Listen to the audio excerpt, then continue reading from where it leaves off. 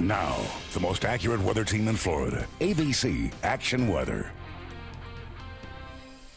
Another breezy day out there. We've had, of course, the wind that's been an issue over the last couple of days, and I think for tomorrow we still have one more day where winds are going to be a problem, especially for boating conditions. Almanac today, temperature high of 83, typical 84, so we were just one shy of the normal high for this time of year, and similar numbers with our overnight low temperatures, basically where we should be for this time of year, although certainly we can get close to the records. Last few days we've been flirting with 89, so if we had done it today, that would have been a record. 48 was the record low back in 1922, nowhere near that. As we expand the satellite and radar across the southeastern U.S. and be able to see a big area of high pressure, that's been dominating the pattern.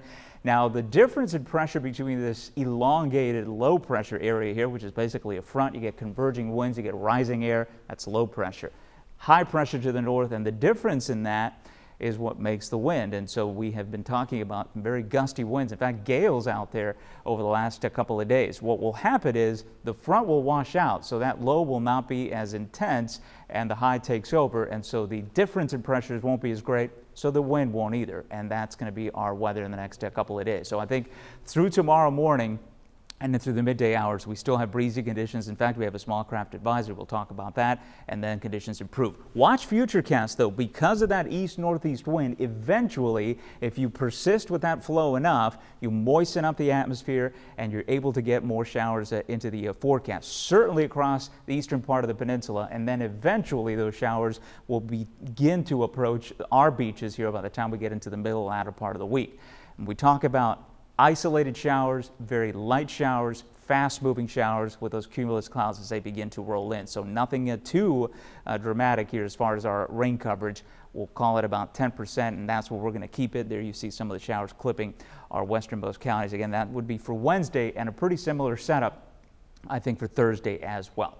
Checking the overnight low temperatures, very comfortable out there. Lutz at 61, Carroll at 65, Pinellas County checking in into the low to mid 60s, and then closer to the Bay, of course, because of the water temperature. You keep the air temperature a little milder, so 69 in St. Pete. Further north, upper 50s to low 60s in Citrus, Hernando, and Pasco counties. Fantastic wake-up weather, certainly.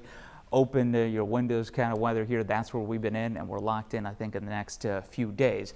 Although temperatures won't be as cool. In fact, we'll begin to increase our overnight lows with that easterly wind. Our daytime highs will be very comfortable into the mid and upper 80s. Now, if we had the humidity, of course, it wouldn't be, because we'd have heat index up into the 90s, but that's not the case. So this time of year, the actual highs will be what it feels like outside to the body, 80 to 85, and then 85 to 90 a little bit further inland. As we check the water temperature, 80 degrees. Small craft advisory continues in effect through the early part of Tuesday. We lose that through the middle part of the day, but I'm saying if you're still taking out small craft, just be careful, because the seas are out there still 3 to 5 feet. Just won't be official. Moderate chop for the bays and inland waters here as we check in on high and low tides coming up the next 24 hours, and there are your sunrise and sunset times. So 65 tonight, partly cloudy. Tomorrow about 87 for the afternoon high, a little above average. And again, we're going to be talking about rain chances at about 10% with that east-northeast wind. That brings us at 10% rain coverage between Wednesday and Thursday, continuing into Friday and the weekend. Right now, as we take a look ahead, it looks fantastic for Saturday and Sunday with highs in the mid-80s.